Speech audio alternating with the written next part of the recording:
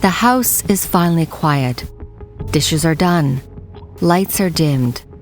The hum of the refrigerator fills the kitchen, and the television murmurs softly in the background. Upstairs, your 5-year-old has been tucked in for nearly half an hour. You expect silence. Instead, you hear talking. Not the sing-song voice of a child soothing themselves to sleep. You hear a conversation, a giggle, another voice responding, except you only hear your child. You freeze. Your child says something softly, like they're answering someone standing right in front of them. You climb the stairs to investigate. Each step creaks louder than usual. When you reach the bedroom door, it's slightly opened. The nightlight spills a soft yellow glow across the hallway carpet. You push the door open. Your child is sitting upright in bed, facing the corner of the room, smiling. You scan the room quickly. The closet is closed, windows shut, nothing out of place. There is no one there. This little boy and this little girl who didn't have names for some reason, but they would come around my room and they would play with me on my bunk bed. I'm Nadine Bailey, and this is Haunted Canada. Today, I'm joined by Millie Shadget, also known as Irish Millie, as she shares the ghosts she saw as a young child. Irish Millie is a 19-year-old fiddler, singer, and rising star in Canada. She grew up in Peterborough, Ontario, and fell in love with music at a young age, thanks in part to one of Cape Breton's most famous musicians. So when I was really little, I saw the fiddle being played by Natalie McMaster at a square dance. My parents were very about taking us out to have really cool cultural experiences, and so we were doing a lot of square dancing when I was young. I think we started when I was 2, but when I was 3, I ended up seeing her play, and I stood up and I was like, I want to do that. And my mom was like, no, you don't. My dad's side, they are in the Salvation Army. They're quite musical, but more so in brass instruments and woodwind instruments, as well as vocals. And my dad, he had never really played anything other than the trumpet when he was young. And my mom was not musical, and my brother was definitely not musical. And so my family thought, when I was still 6 and asking for this fiddle, we might as well give it a try. You want your kids to try things. And I ended up trying it, and I loved it. And it was really hard, of course, because, it didn't sound good. And I'm sure they had a few aneurysms themselves listening to me try to practice that thing very young. I was also a kid who had some anger management problems, and so they were definitely probably worried I was going to break it. But I didn't. And then my dad joined me later when I was 9 on the guitar because I didn't want to play alone anymore. And so he decided to pick up a guitar with me. The close-knit community not far from Toronto has produced many talented musicians, including singer-songwriter Serena Ryder, Grammy-winning producer Greg Wells, and rock vocalist Sebastian Bach from the band Skid Row, just to name a few. Growing up in Peterborough, I guess, it was really great for me. I had a lot of support from the community, specifically in my music when I was coming up. And people often say they don't know what's in the water in Peterborough because a lot of really great musicians come out of Peterborough. And when I say I'm from Peterborough, people are like, oh, that makes sense. I think it's honestly because of the community and how supportive they are. The amount of people who have reached out, who have gotten me opportunities that I wouldn't have gotten before just because we're one big family is kind of insane. So I really enjoyed growing up there. And of course, I didn't always have a great time, but it was a fabulous place to grow up, and definitely met a lot of friends there that are going to last a lifetime. My producers from there as well, and so are a lot of the people who I collaborate and my bandmates as well. She grew up in a beautiful 2-story home with her parents and brother. Her bedroom was her sanctuary, a place she would go to play and daydream. It was filled with books, toys, and had a set of bunk beds, and Millie always slept on the top bunk. But as early as 4 years old, she remembers that something strange was happening in their idyllic home. And my parents started to notice, I wasn't sleeping. They were concerned and took Millie to the doctor. A young child of 4 or 5, unable to sleep, would be irritable and unable to excel at school, so their worry was well-founded. And so one day my mom just came out and asked me, she said, and I remember this, she said, "Why are you sleeping? Like, why? You just gotta lay down and go to bed." And like, we'd tried everything, audiobooks and, like naturopath and all these things, therapy and nothing. And I said, "Well, my friends come over at night." Her mother was confused, but still remembers to this day how she felt when she asked Millie for more details. Like today, when I was talking to her about this, she said, it felt like I had like a teenager because you're 5 and you're saying your friends came over, and that's something that somebody who's like 17 would say, But she said, "Oh, like what friends?" And I said, "Well, there's a little boy and a little girl, and they come and they see me at night, and we play together in my room." Her mother was disturbed by what her young daughter just shared with her. So she said to me, "Well, you have to tell them, that you have to sleep, obviously. Like, tell your friends you have to sleep." And I said, "Yeah, but they can only come at night. They don't come in the daytime, so I won't get to see them." And she said, "Well, you have to sleep. So you maybe say hi, and then you have to say that you have to go to sleep." In the meantime, her parents consulted with a friend who had done paranormal studies at university. And they talked to this guy, and he said, "Well, sometimes spirits, maybe they lived on the land the house was built on before the house was built. Maybe they lived in the house and have passed on. I think our house is around 40 years old, so it's possible because we've only been living in it for about 20 years. Maybe they were the last people who lived there." And what he had said to my parents is that oftentimes ghosts will return to places they feel is their home, and they, it's not out of any like spiteful, like when you see in the movies, they're like, the devil is here, or the demons. Like, no, it's just they feel comfortable there, and they feel like that's where they belong, and they feel entitled to be there. And so what he said to my parents was, "You need to go tell your daughter to just say, you have to go somewhere else." Millie said it was easier said than done. It was really hard at the time because I remember, these friendships, which I still very, very clearly recall with this little boy and this little girl who didn't have names for some reason, but they would come around my room and they would play with me on my bunk bed. And my mom said, "You just have to tell them, that, yeah." So I ended up saying I had to go to sleep, and they left. And my mom had told me later, now, I had no idea at the time, but she would go into my room at night and she would tell them that they couldn't be there anymore when I was sleeping. What the guy told her to say is just, "You can't be here because this is not your space anymore." And he said, "Don't go in like using like smoke and like being all like ridding the demons, like, because they're just, at the end of the day, they were just people from the past who have come back here, when they've moved on and they feel like they belong there. So if you just say like nicely, like, you can't be here. Like, this is not your space anymore," they generally just move on. And that's exactly what happened. It's what she did. She did it a couple times. I think she said 2 or 3 times she went in when I was actually sleeping, when I finally said, "I need to go to sleep, so we can't play right now." And she did that. And after that, I never ever talked about it again. And it's like, it just didn't happen anymore. I remember it very clearly. I remember their faces. I remember, the games we would play, all of these things. And it's like, looking back on it, like, I think I thought that they were real people, and my mom had just told me to tell them to leave. And, as I grew up, when my mom reminded me of this, I was like, oh my gosh, like, they were not real people, which is really interesting. Even now, as a busy touring musician, she can still clearly recall what they looked like.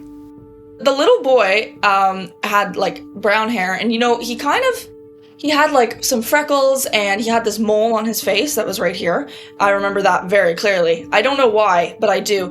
And they would wear, similar pajamas that I would wear. I remember the little girl was a brunette as well. And so it looked like they were maybe like siblings, I thought, I guess at the time. And she wore like a nightgown. And yeah, I remember them like not being, it's not like the movie where it was like, they were less opaque than I was. Like, they were just there. And so it was really freaky to think about now. She also remembers what they did together on their nighttime visits. We would go up to my window and we would look at the window, just to look out the window. I remember because I had like an early bedtime, there would still be people kind of driving by. So we would look at the cars and we would talk about the cars. And then I had dolls when I was young too, who I would play with. Like I had like a bunch of, I don't know if you know, like American Girl dolls or like, you know, those kinds of, yeah. So I had a bunch of those dolls and we used to play with the dolls. And then we also used to draw. We used to draw pictures and actually, what's really interesting is I was cleaning up my room a little while ago and I came across something that I had drawn. And it was 3 people, like, in my room, which was kind of ridiculous. And, you know, before I got asked to do this, I was like, oh, I wonder what that was. It was probably just, like, me, like, drawing something random. And then my mom had reminded me of this and I was like, oh my gosh, like, that's when I drew that, like, when I was in that time of my life. And I still have the drawing now in my room, which is kind of crazy, but I was like, I need to keep this. This is like kind of insane. The way that I remember it, it was just us standing there, and it wasn't super detailed, but it was just us kind of standing there with the bed, the bunk bed in behind. Yeah, that was pretty much it. It was just like a little portrait, like a family portrait, but it was like the 3 of us. Like kids draw their families and it's like, you know, here's mom and here's dad, and it was like a little bit like that, but it was, the bunk bed was in the photo too. So I was like, oh, I knew this was drawn like off of something in my room. Like I was drawing this when I was in my room, if that makes sense. So I remember my parents coming in once when I was playing hide and seek, and I remember just getting out of my closet and going up and laying down in my bed because my mom told me to go to bed. And it's like when my parents came in, then I was alone. They had, you know, maybe gone off and hidden somewhere was the idea. And then when my parents would go again, I remember like climbing back down and like sneaking back down off the ladder to continue playing. And my parents would be like, why are you like in your, and I obviously would just say, oh, I can't sleep. Like, I can't sleep. I'm just doing whatever, you know, maybe I have the art out that I'm doing the drawing and I'm just like, I was coloring or something. And I feel like at the time it was like a secret. And I was like, oh, this is like my secret. Like nobody knows. And so I would covered up the best I could as a 5-year-old, which was probably not very good at all. And my parents were like, what is wrong with our kid? Like, what? But like, they would come up every once in a while. And I think I would just say, no, I can't sleep. So I'm drawing and stuff. And like, or why are you in your closet? I'm picking out my clothes for tomorrow for like grade 1 and stuff. And like, I would make up these excuses. But when my mom finally asked me, I just came out and told her. And then that's when she was like, what? It is believed that children tend to see ghosts more than adults do due to a combination of things. They tend to have vivid imaginations, open minds free from skepticism, and a reduced ability to distinguish between fantasy and reality. Psychologists often attribute these reports to active imaginations, while spiritualists and paranormal enthusiasts suggest children are more attuned to subtle energies and less restricted by societal norms that dismiss the supernatural. Either way, the experience made Millie a believer in ghosts. There is a lot of things that lead me to believe that they're real. One is partially, you know, when people lose people, it's, I think sometimes a mechanism where it's like there's a spirit still there, their presence is still there. And I totally agree with that. Like I 100% believe that a lot of the people who I have lost have been there. But also as a kid, I had some paranormal experiences and they have stuck with me. And so it's, you know, imperative for me to just think, you know, ghosts are definitely real. Since her experience as a young child, her fondness for her playmates had remained. And after a few months, Millie was finally able to get some sleep and return to her normal life, finally free of ghosts.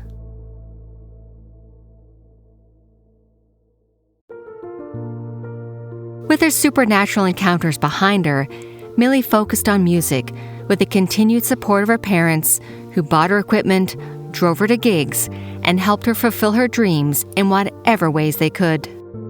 My parents, we would go to the Canadian Folk Music Awards, we would go to events and galas and fun things that the first album was up for, and we would tour. And my mom would go as my manager at the time, and she would ask around for these producers who were also up for like production awards. And I talked to like I want to say like 50 different producers, and I never really clicked, and I'm the kind of person who clicks with people, and so I was always, very hesitant, and I would go back to my parents and be like, no, I don't really want to do a record with that person just because I don't have this connection with them.